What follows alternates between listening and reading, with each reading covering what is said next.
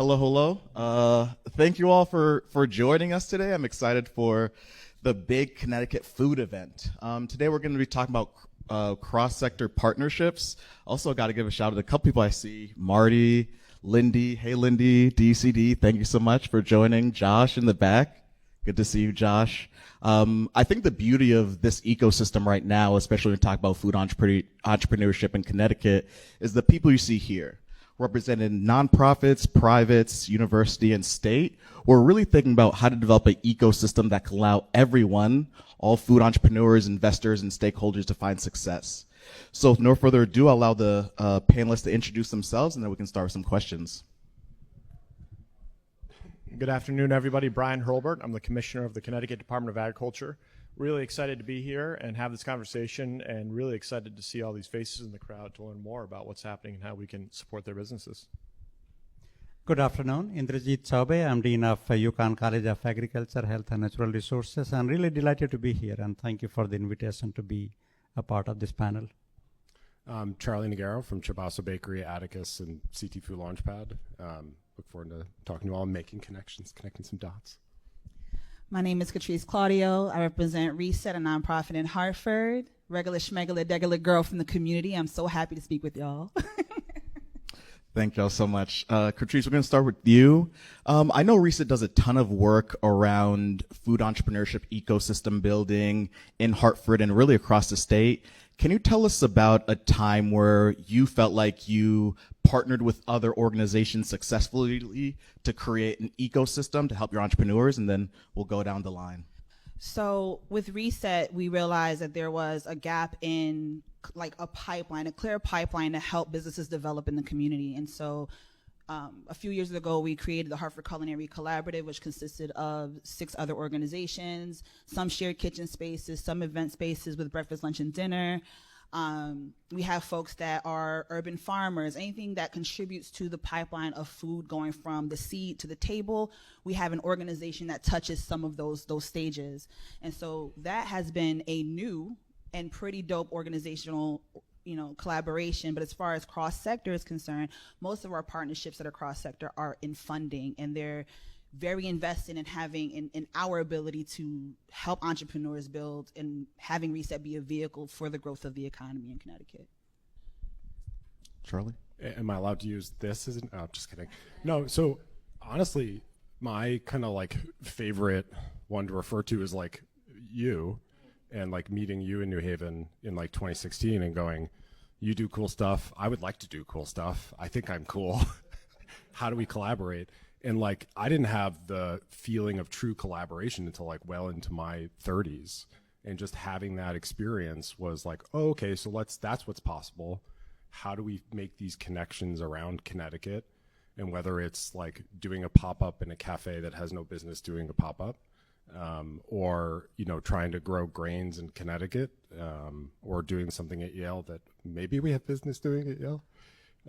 It's like you don't always know what's going to come out of it, and it's usually something special happens. And I'll shut up now.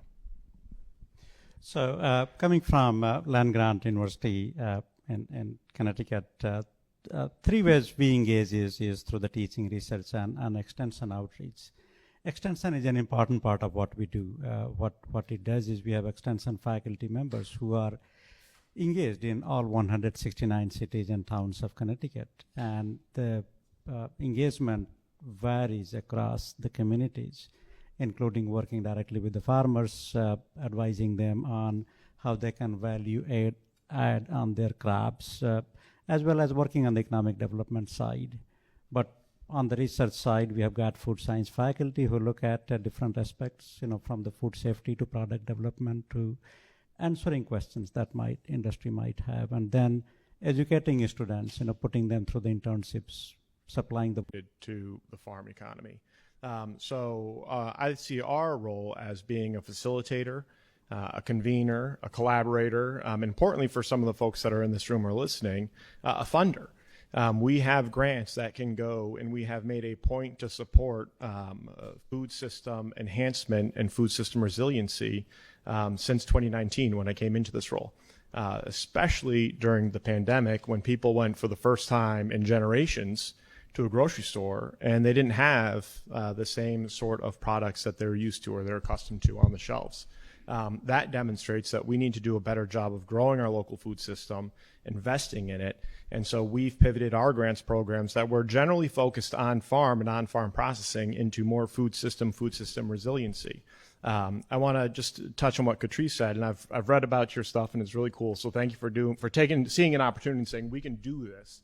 But we also have a focus on urban agriculture, and in 2019, we put in place that urban agriculture will be a permanent focus of our grant programs. We've also done other things to support the development of urban agriculture, recognizing that to have a strong food system, we need to change who's growing food, change where they're growing it, and change the marketplaces that we're selling into. And we can do that in a state like Connecticut. Thank you. And Commissioner, you said something that I want you to touch on, this idea of a food system and a strong food system in the state of Connecticut. What are the elements do you think make for a strong food system in the state of Connecticut? And then what do you think needs to be added to Connecticut's current food system in order to meet that goal? And this goes for the rest of the panelists as well. I thought we were only going to be here for 35 minutes, so I hope everybody's tucked in because we got a long night in front of us. What we know, a couple things. One, when everything's going smooth, like it was in 2018 and 2019, you don't notice gaps and deficiencies. But the moment you do, and the moment that we were living in a just-in-time system, those gaps become really apparent really quickly.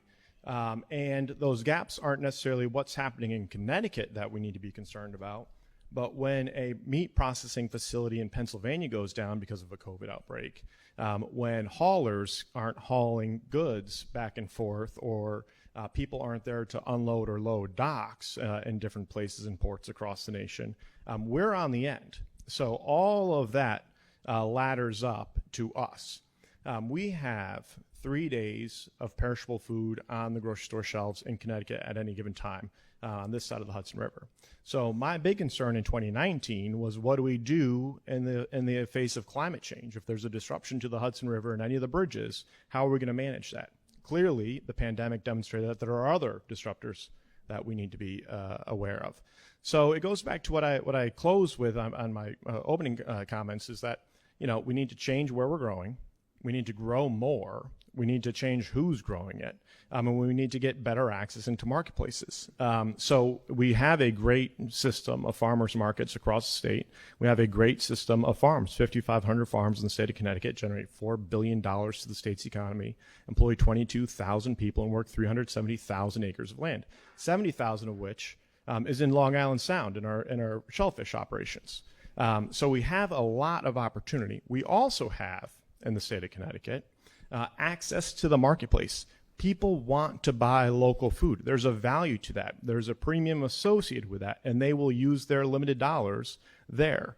We also have a couple $1 million that we invest in food security projects. So our farmers market nutrition programs, our SNAP doubling programs. So we're extending limited dollars to help people purchase more local foods. And again, we're doing it in more places in more ways.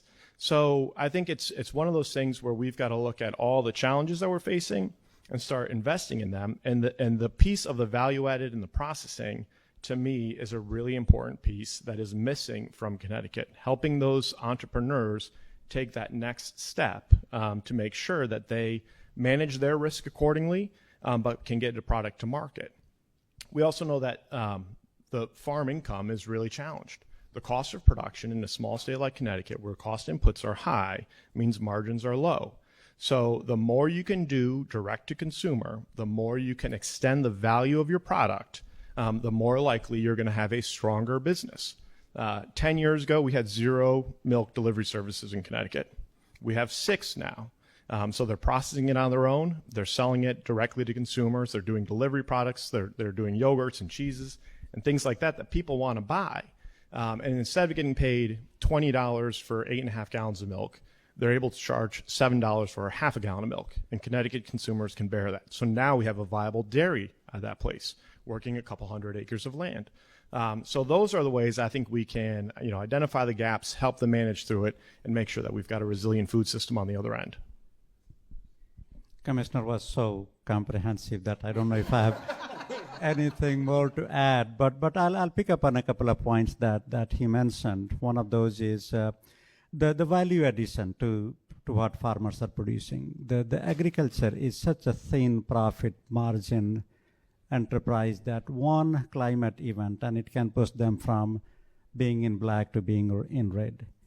And there is a very thin profit margin on that. Anything we can do to help them add value to the product they are producing and get that product to the market is going to be huge to enhance Connecticut's agricultural economy. Other advantage we have got in Connecticut is the location of Connecticut. There are 30 million consumers around us who are eating, twice or thrice a day. And we are at a great location to take agricultural products, convert that into food, add the value to that so that it increases the profit margin and become a big supplier all around us. And 30 million consumers is a really big number. And by doing so, we can significantly enhance the value of Connecticut food industry, which is about $8.5 billion to something that's much bigger.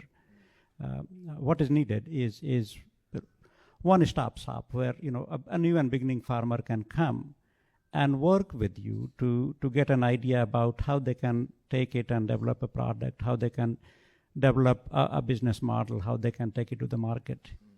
To me, that's what is missing. Yeah, so like from our perspective for manufacturing, I mean, we know that manufacturing is not sexy and food manufacturing is even less sexy.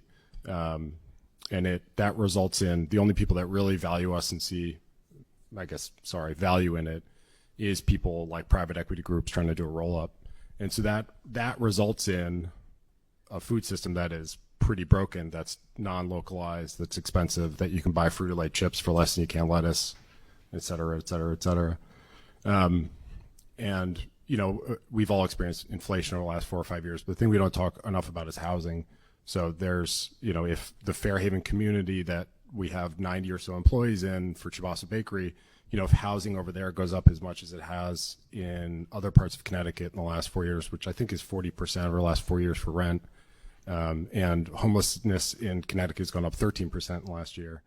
That your bread's going to be a lot more expensive, and you're going to have much larger of an unhoused situation. So I almost jumped up on my soapbox, but I hesitated. Yeah. So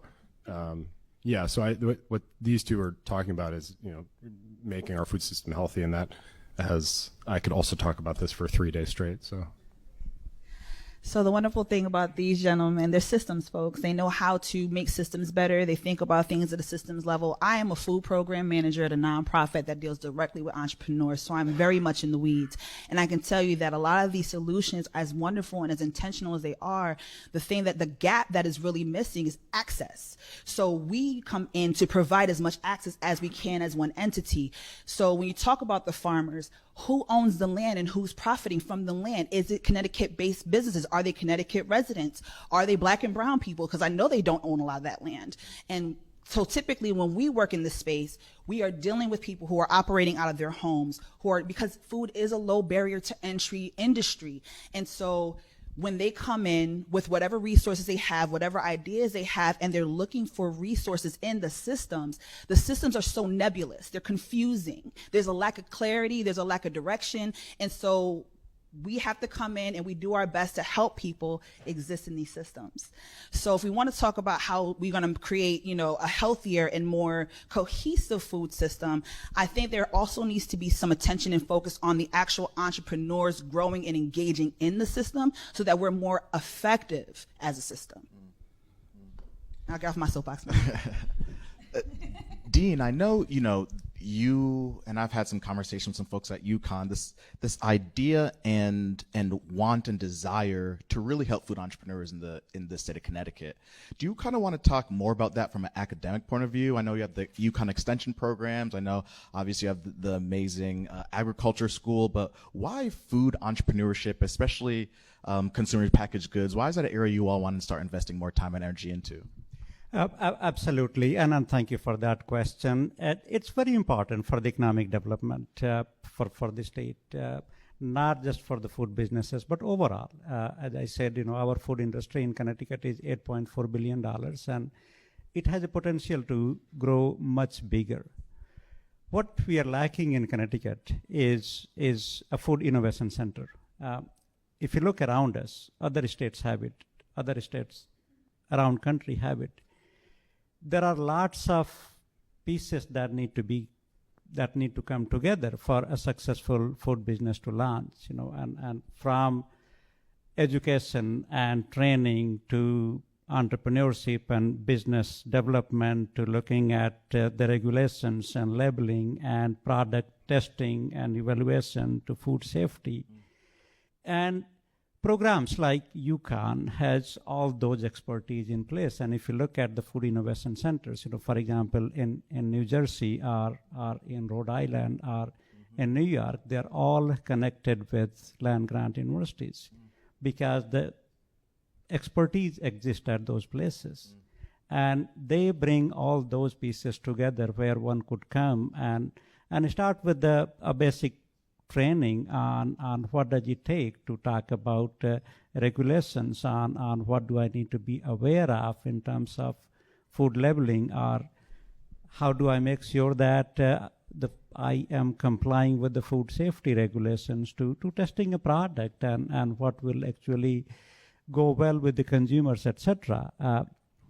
That is what is one of the things that's missing, and that's what we have been working on. Commissioner has been a great partner on getting that need assessment done. We did first a survey of a number of businesses to ask, is this something that's needed? Is this something that will be helpful? The response was overwhelmingly yes. Then we engaged an outside consultant who had worked with studying food innovation centers in other states, and we reached out and grateful for Commissioner to co-fund that study to further refine that is this something really needed. And again, the response, the report that came out was it's something that's missing, and it's something that's needed in the state to really jettison the food innovation in Connecticut. Yeah. Thank you for that. In another life, I had the pleasure to launch and own a coffee roasting company and coffee shop, and I can't tell you how much money I lost just on not knowing things I couldn't even begin to ask. Right. So, Katrice, from your perspective, and everyone here is talking about the need for some type of resource, right? Whether it's access to capital, whether it's workforce development, understanding the multiple types of laws that consumer protection laws and public health laws in order to get your product on shelves. But right now, without that kind of core magnet, that place, that food innovation center in the state of Connecticut, how are entrepreneurs kind of putting it together? How are they making it work outside of a go-to place to find all the resources? Google and nonprofits. Honestly, incubators and accelerators have been the driving force behind folks who do not have access to the resources to develop their businesses, right? What I've been noticing, and I'm pretty new in this realm as far as the service aspect and the nonprofit part, but there's a lot of either a lot of money being thrown out, a lot of information being thrown out, and yet there's no competency, no financial literacy as a business owner. They don't even know to get a business account, right? Or they're getting all this information and no access to capital. So we're helping them leverage themselves so that they can be sustainable, but we can't help fuel their entrepreneurial visions because we don't have the money to push them forward. And typically when it comes to opportunities where there are larger pots of money, there is a revenue consideration component. Well, how does somebody who has a cottage baking license who only makes $50,000 max, how do they scale up? How do they get access to the rooms and the people who can help them scale when they already don't appear on paper as profitable? How do we start valuing the businesses as promising entrepreneurs and not just profitable? Yeah, that's a great point to note. Charlie, you and Reed did an incredible job of kind of thinking about CT Food Launchpad. There's last year's Food Entrepreneurship Innovation Award winner, Oshito, has been on your shelves for a while, a number of other local brands. How are you all thinking about providing that market or maybe providing some of those wraparound services for those brands that you work with in the state of Connecticut?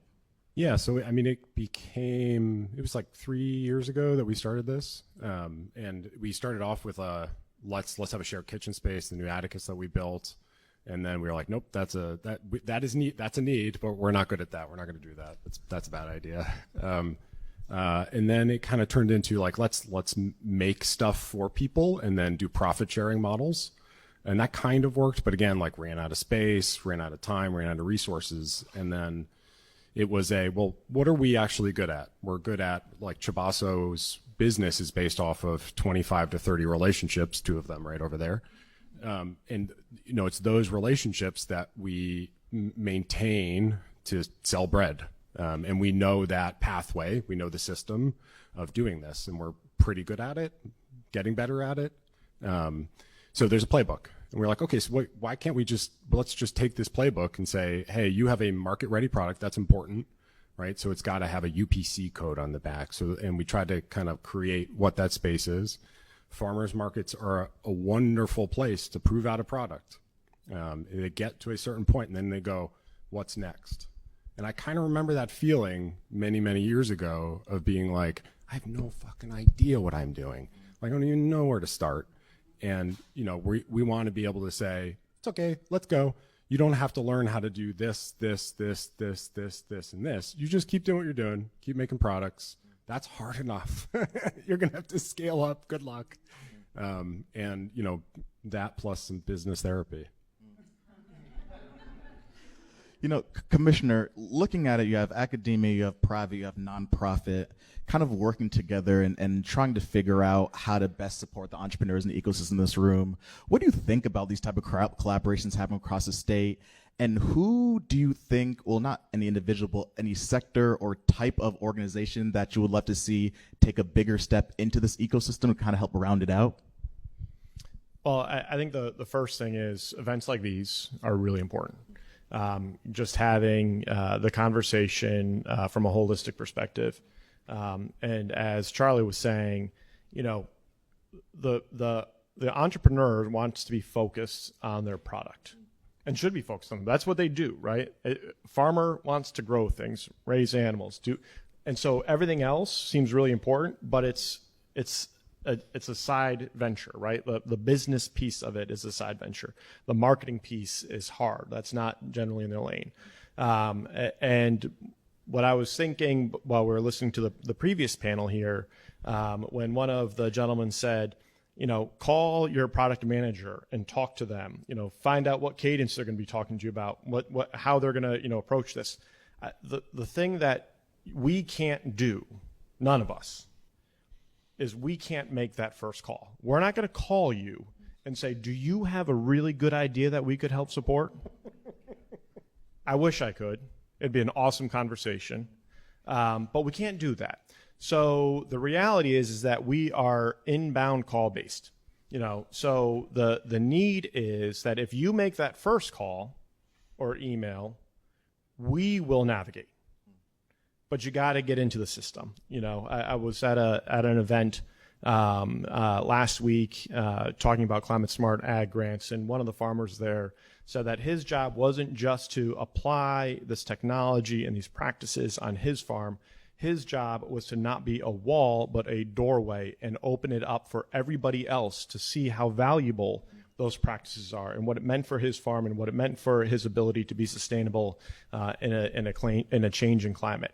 And I think that's, you know, one, it's just a fantastic analogy to be standing there and listening to a farmer think about how their grant is going to transform not just their farm, but the people they work with and the industry they work with. But that's how people should think about us. You know, we will be door openers, but you got to get to the door.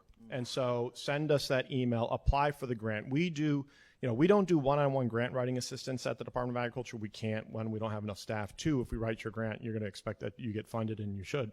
So we can't do that. But we do a lot of office hours. We do Q&A. We have time for people to engage with our staff directly to talk about their project and identify deficiencies and gaps on the front end so that they can build out their application to meet them. But again, I can't do that, or my team can't do that, if you don't call us or if you don't carve out that hour to listen to the presentation and then do that follow-up email. We can do a lot of connecting. We can do a lot of facilitating. We can get you to the people like at the college who know what the regulatory hurdles are going to be. We can encourage people to come to events like this where you might shake hands with a potential funder. But we can't do that without that initial action from the potential applicant or entrepreneur. Great point. Super helpful. And I think with that, I would love to open up for Q&A to hear what folks from the audience have to ask our esteemed panelists.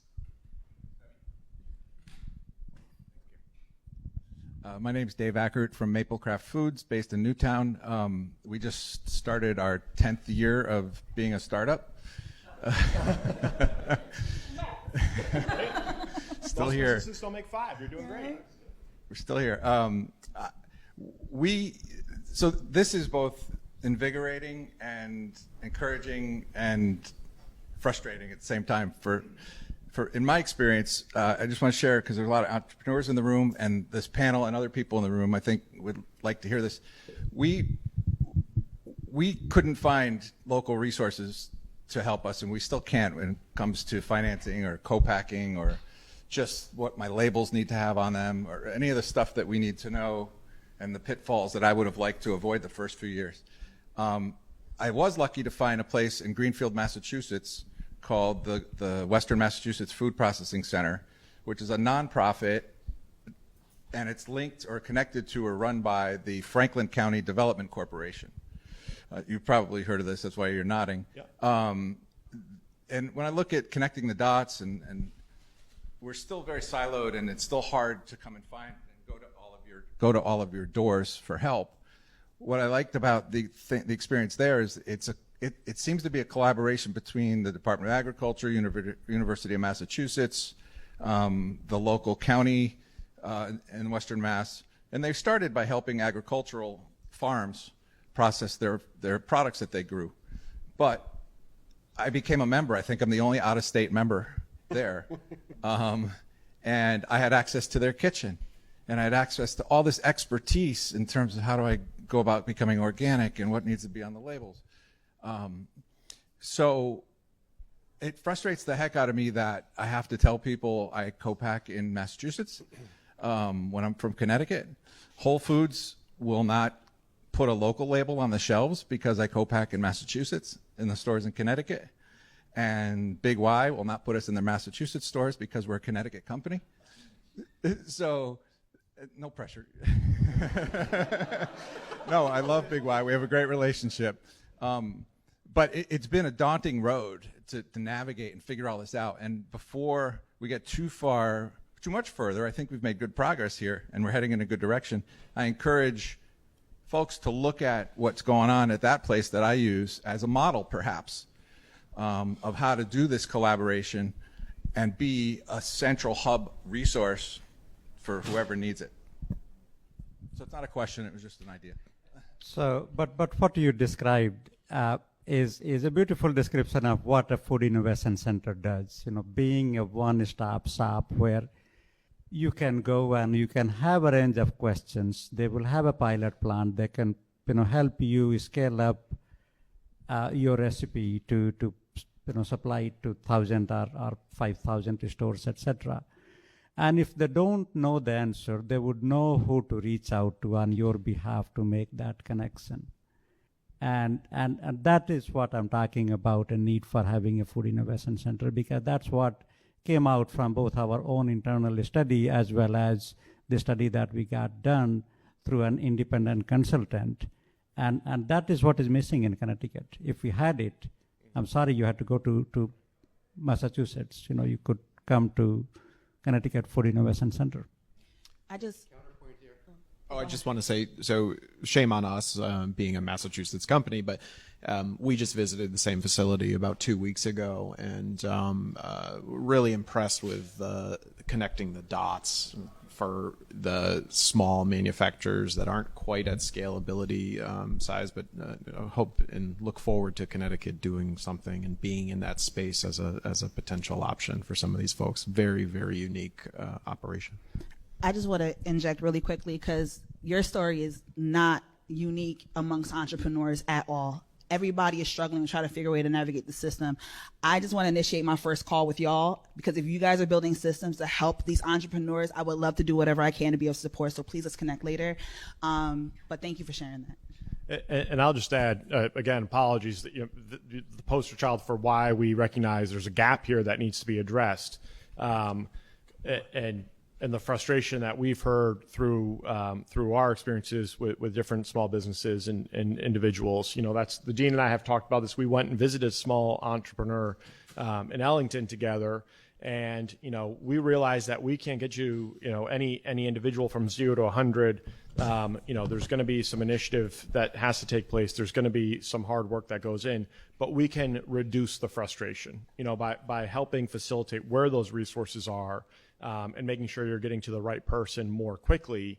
The path to getting from, a side gig to a small business owner to a medium-sized business owner can be quicker.